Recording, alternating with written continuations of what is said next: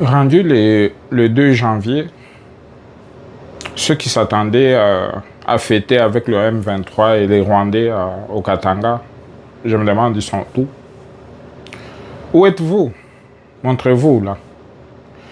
Parce que c'est bizarre que pendant que des Congolais sous des zones occupées, aujourd'hui à Goma, puis sortent, bravent la peur pour combattre l'ennemi, pour dénoncer, demander à l'ennemi de partir de chez nous, de retourner au Rwanda. Vous là, qui n'avez pas encore subi des atrocités de ces gens-là, souhaitez de tous vos voeux que ces Rwandais-là atterrissent au Katanga. À un moment donné, on se demande, là, nous, Congolais, qu'est-ce qu'on devait faire pour que certains d'entre nous, heureusement, c'est une petite poignée d'individus qui ont des pensées tordues, puis qui pensent que si Kabila et ses frères rwandais débarquaient au Katanga, ils vont avoir la possibilité d'occuper le terrain, de chasser des Kassaïens comme ils en ont coutume, et de récupérer leurs biens, pour certains. Et par-dessus tout, ils ne regardent pas qu'ils vont être sous la coupe des Rwandais, et que ce sont les Rwandais qui vont les diriger, et ce sont les Rwandais qui vont imposer la loi, et ils vont continuer à piller nos ressources. Et pour eux, ça leur dit absolument rien, puisque l'essentiel, c'est que le régime de Tshisekedi tombe. Comme si le Congo, l'essor du Congo était lié à la survie de Tshisekedi. Un jour, Tshisekedi partira. Et qu'est-ce qui en restera après? Puisque quand vous regardez très bien dans cette histoire, certains de mes collègues l'ont dit, tiens, et ça, c'est vraiment un raisonnement très intéressant. Quand Kabila perd, chasse les Rwandais, puis les Roubérois et tout ce monde-là s'en vont, curieusement, quand ils arrivent à l'assassiner, tous ces gens-là qui étaient chassés par Laurent Désiré Kabila sont devenus la ceinture de Joseph Kabila. Expliquez-moi. Ça confirme clairement la théorie selon laquelle ces Rwandais-là étaient les frères de Kabila. Et que Kabila, Joseph, était le frère ou est le frère de ces gens-là. Puisque je ne peux pas comprendre quelqu'un que ton père a combattu, avec raison d'ailleurs, parce que tous les Congolais sont au courant de cet épisode de l'histoire du Congo.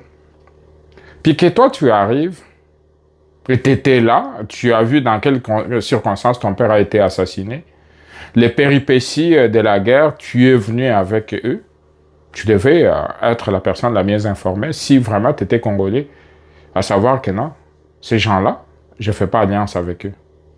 Mais curieusement, quand Kabila fils ou Joseph prend le pouvoir, il écarte tous les amis de Laurent Désiré Kabila, de Moïse Congolo, puis tout ce monde-là. Puis quelques années plus tard, il est avec les Roubérois, il est de nouveau avec l'autre Rwandais là, qui comment il s'appelle, le Nyarugabo. Et vous comprenez très bien que c'était à dessein. Et aujourd'hui, on a cette certitude, puisque là où Kabila circule, où il est à l'aise, c'est dans des zones occupées. On comprend très bien que finalement, il est parmi les siens. Et là, quand aujourd'hui, ça barde à Goma, puis que des jeunes bravent la peur au péril de leur vie, certains se sont fait enlever depuis, mais il y en a d'autres Congolais qui attendent avec impatience que ces rebelles-là puissent avancer. Pas plus tard qu'hier, là, j'ai suivi le discours, soi-disant à la nation de Corneille Nangaa. un autre Congolais médiocre, incorrompu. Dire que le gouvernement Tshisekedi ne respecte rien, puis qu'eux, ils ont respecté les accords de Doha. Foutaise. Qu'est-ce que vous avez respecté?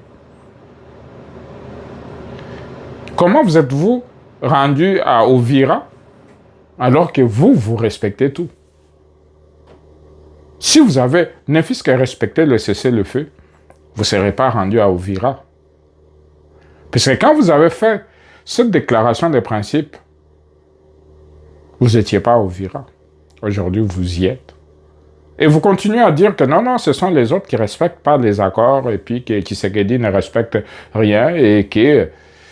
Puis d'une part, vous dites que vous êtes prêt, Tshisekedi n'est pas venu à Doha pour finaliser, continuer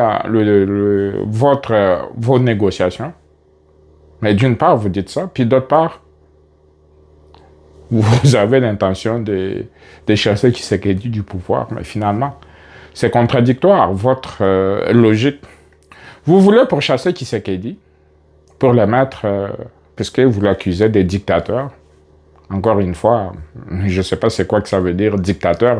Si toi, Nanga, tu sais c'est quoi que ça veut dire dictateur, puisque là où vous occupez, là, je ne sais pas si les gens, ceux qui ont essayé ce matin à Goma, on a vu qu'est-ce qu'a été leur sort. Et toi, tu vas venir nous dire que non, Tshisekedi, il ne respecte rien, puis c'est un dictateur et tout. Vous êtes quoi, là? Vous êtes des démocrates. Vous êtes des gens respectueux des lois. Ça fait pitié de savoir que vous avez aussi des revendications et que vous savez qu'est-ce que vous voulez. C'est certain qu'on n'ira plus à Doha. C'est certain que vous devez quitter. Que ce soit par la force, vous allez quitter. Puisque le Congo ne va plus tolérer... cette bêtise qui n'a que trop duré. Puisque le Congo est un bien commun pour les Congolais. Et quand vous venez appuyer des Rwandais pour qu'ils viennent occuper des terres chez nous, et que vous êtes prêts à les accompagner, puis je suivais encore, pas plus tard, que dans ce fameux discours de Corneille Nangaa, en train de dire que le discours de la haine que les Congolais sont en train de distiller par le pouvoir de Tshisekedi, à travers, faisant allusion au propos du général Ekenge. Non. Corneille Nangaa. Je sais pas, hein.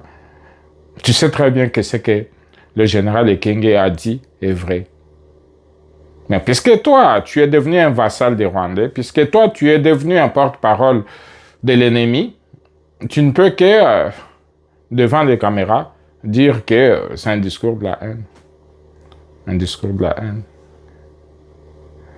C'est plutôt bizarre, Corneille Nangaa, que tu te retrouves dans cette situation en donneur des leçons. On ne comprend pas pourquoi.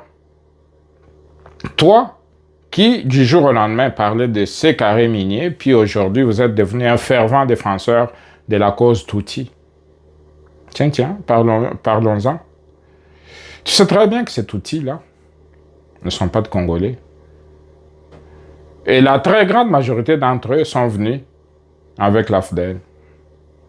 Et d'autres lors du génocide rwandais, qui ne date pas de très longtemps. En 30 ans, ils sont devenus des Congolais des souches. En 30 ans, les Tutsis ont des revendications au Congo. Et en 30 ans, ils doivent être considérés plus que tous les autres Congolais. Des gens sont devenus des Congolais par la magie de notre désordre, puisque on est dans un pays où on n'a même pas de fichier de nationalité, où on ne sait pas qui est qui. Puis dans ce désordre, ils sont arrivés, puis se sont installés, puis ils revendiquent qu'ils sont devenus des Congolais ou qui ont toujours été des Congolais. Mais tous savons que c'est pas vrai. Ces gens-là sont venus de quelque part. Que ces gens-là sont venus beaucoup plus tard que ce qu'ils veulent nous faire avaler. Qu'à cela ne tienne, pourquoi on doit leur faire plus de place que tous les autres Congolais et toutes les autres ethnies? Qu'est-ce qui nous apporte de plus pour avoir toute cette attention? Si toutes les ethnies du Congo réclamaient aussi à avoir des droits, je pense, juste au niveau du gouvernement, combien de ministres on devait avoir? Mais par contre, au jour d'aujourd'hui, là, quand vous allez dans l'armée, vous allez trouver que, en proportion au nombre de Tutsis qu'il y a au Congo, ils ont plus de généraux ou des officiers supérieurs que le reste des ethnies du Congo. Et ça, personne n'en parle. Il en est de même dans l'administration du Congo. Mais ce n'est pas suffisant, puisque eux, pour eux, c'est qu'on doit leur octroyer des terres. Et des terres, pourquoi? Pour les céder à leur pays d'origine, le Rwanda. Pour finalement déclarer un référendum pour faire allégeance au Rwanda, puis finalement, que nous, on puisse se retrouver bredouille. Non. Maître Nyarugabo, cher monsieur Roubérois, ça n'arrivera pas. Sachez que les Congolais sont debout, les Congolais sont prêts à mourir pour leur nation, comme ce matin à Bukavu. Des jeunes ont bravé la peur et vous ont demandé, tous les Banyarwanda, de retourner chez vous. Et vous allez maintenant accuser les jeunes d'avoir aussi un discours de haine, puisque c'est la population qui les dit, là. Ce ne sont pas des jeunes instrumentalisés par qui que ce soit. Et de surcroît, ils sont dans des zones où vous occupez, puis bravent la peur, ils vous disent clairement de retourner chez vous. Vous devez retourner chez vous. Assez, c'est assez, puisque ces jeunes-là, au péril de leur vie, et certains sont morts ce matin, pour la cause du Congo, pendant que certaines personnes là au Katanga disent ben, on attend les M23, puis qu'ils les attendaient pour fêter Noël et Nouvel An avec eux, que ce soit à Lubumbashi, à Kolwezi ou à Kalemi ou un peu partout. Aujourd'hui, là, c'est pas arrivé et ça n'arrivera pas. On a appris de nos erreurs et on va faire tout pour que ça n'arrive pas.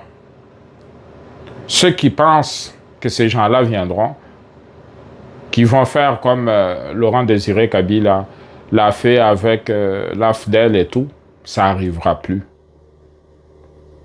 D'ailleurs, avec le nouveau mandat de l'ONU, à l'ONU de la MONUSCO, qui va être un mandat offensif, et que l'armée congolaise va s'en charger, je pense cette année, beaucoup de bonnes choses vont arriver, et que le Congo, je le souhaite de tous mes voeux, va être libéré et que nous puissions reparler économie, que nous puissions reparler le développement du Congo, puisque toute cette guerre constitue un frein à notre développement. Toute cette guerre nous empêche de réfléchir sur d'autres sujets qui peuvent nous permettre d'avancer. Nous sommes en train de prendre beaucoup de retard alors que des pays africains année après année se développent, et puis il y a des pays qui n'avaient pas des infrastructures comme nous, sont maintenant en avant de nous, puis tout ça, pourquoi? Puisque nous, on est sur plusieurs fronts, notre énergie est éparpillée, que ce soit pour combattre l'ennemi, ou alors voir le social du Congolais, puis ça devient trop compliqué. On espère que cette année va être la dernière année où on va être en guerre, et qu'on va retrouver notre solidarité, qu'on va retrouver notre cohésion sociale et qu'on va finalement commencer à penser au développement du Congo. Bonne soirée à tous.